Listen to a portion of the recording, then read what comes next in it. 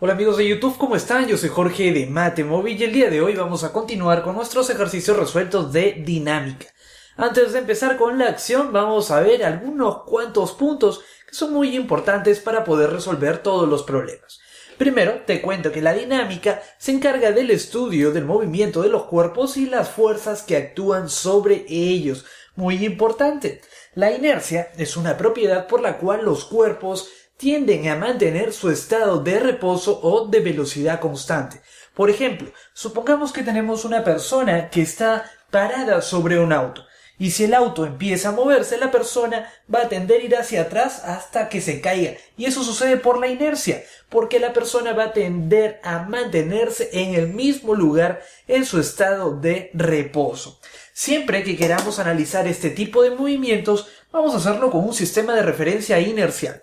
El sistema de referencia inercial, en el caso que queremos analizar el movimiento de nuestro auto, vamos a hacerlo desde un punto que se encuentre en reposo y fuera del auto. Yo no puedo analizar con un sistema de referencia inercial el movimiento del auto si es que la persona se encuentra parada encima del auto.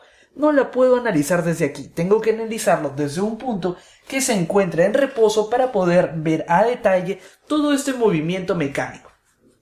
En todos los problemas que tengamos en este capítulo, siempre vamos a seguir los mismos pasos. Y el primer paso, en este caso que queremos analizar el movimiento, es hacer el diagrama de cuerpo libre. Si queremos hacer el diagrama de cuerpo libre de este auto, hay que tener en cuenta primero las fuerzas externas, ¿sí? En este caso tenemos una fuerza F, que es la que está empujando a este auto. Y la tenemos por aquí.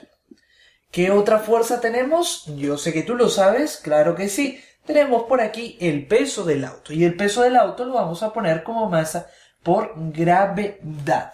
¿Alguna otra fuerza? Sí, ¿verdad? Si tenemos por aquí una masa por gravedad, el piso va a ejercer una reacción. Y esta reacción es la fuerza normal. En algunos casos vamos a tener fuerzas de rozamiento que actúen en contra, actúen en contra del movimiento, ¿sí? Opuestos al movimiento. En algunos otros casos en los que tengamos superficies lisas, no nos vamos a olvidar de esta fuerza de rozamiento. Otro detalle importante es que una vez que ya tenemos nuestro diagrama de cuerpo libre, vamos a realizar dos análisis. Primero, vamos a ir con el eje Y, el más facilito, ¿sí? En el eje Y, ¿qué es lo que sucede en este caso? En el eje Y no hay ningún movimiento, ¿ok? En el eje Y el auto se mantiene siempre en la misma posición. Por ello, vamos a aplicar la primera ley de Newton, que nos dice que la sumatoria de fuerzas, en este caso en el eje Y, va a ser igual a 0. ¿Cuáles son las fuerzas que tenemos? Hacia arriba tenemos la fuerza normal, hacia abajo tenemos el peso, y esto va a ser igual a 0. Lo que vaya hacia arriba le ponemos signo positivo. Lo que vaya hacia abajo le ponemos signo negativo. Por ello, en este caso, la normal va a ser igual a masa por gravedad. Pero eso es en este caso. El punto clave es que la sumatoria de fuerzas va a ser igual a 0, ya que no hay ningún desplazamiento en el eje Y. Una situación muy diferente a la que sucede en el eje X. ¿Qué es lo que sucede en el eje X? Aquí en el eje X ya tenemos un movimiento del auto. Y en el eje X vamos a aplicar entonces la segunda ley de Newton, que nos dice que la sumatoria de fuerzas es igual a masa por aceleración. En este caso tenemos una aceleración en este sentido, ¿ok? Entonces vamos a decir que la sumatoria de fuerzas, en este caso, la fuerza F menos la fuerza de rozamiento, va a ser igual a la masa del auto por la aceleración del mismo.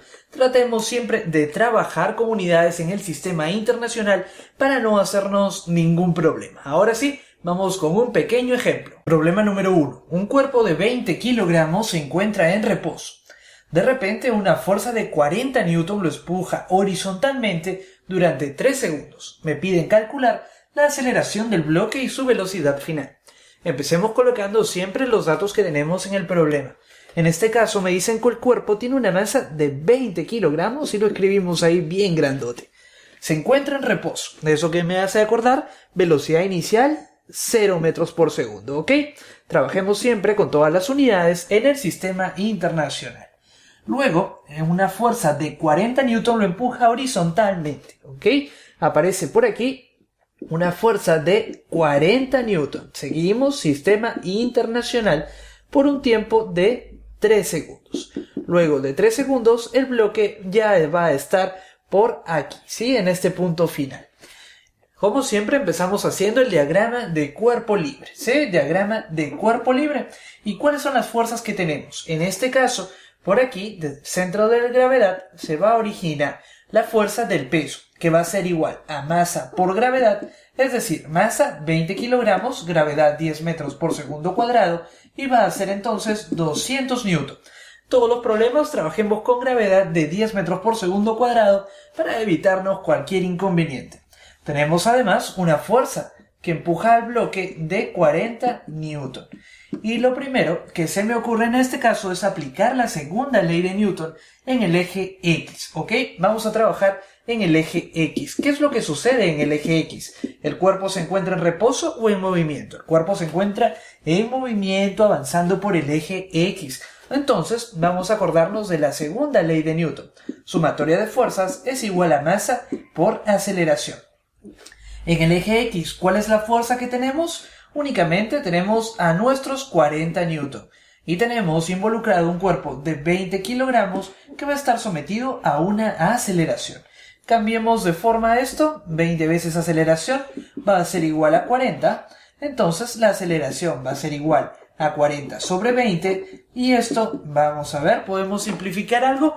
Claro que sí, vamos a tener por aquí 20ava 1, 20ava 2. Entonces la aceleración va a ser igual a 2 metros por segundo cuadrado. Y ya tenemos una primera respuesta a nuestro problema que nos pedía calcular la aceleración del bloque.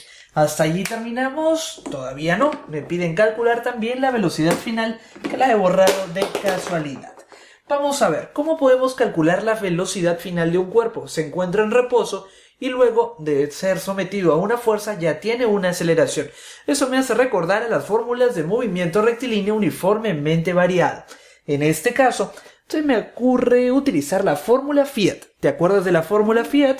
Era igual a velocidad final es igual a velocidad inicial más aceleración por tiempo. En nuestro problema sabemos que la velocidad inicial era de 0 metros por segundo, pues el cuerpo se encontraba en reposo. La velocidad final no la tengo y es lo que me piden calcular. La aceleración la acabamos de hallar gracias a la segunda ley de Newton y es 2 metros por segundo cuadrado. Y adicionalmente este movimiento se registró en 3 segundos.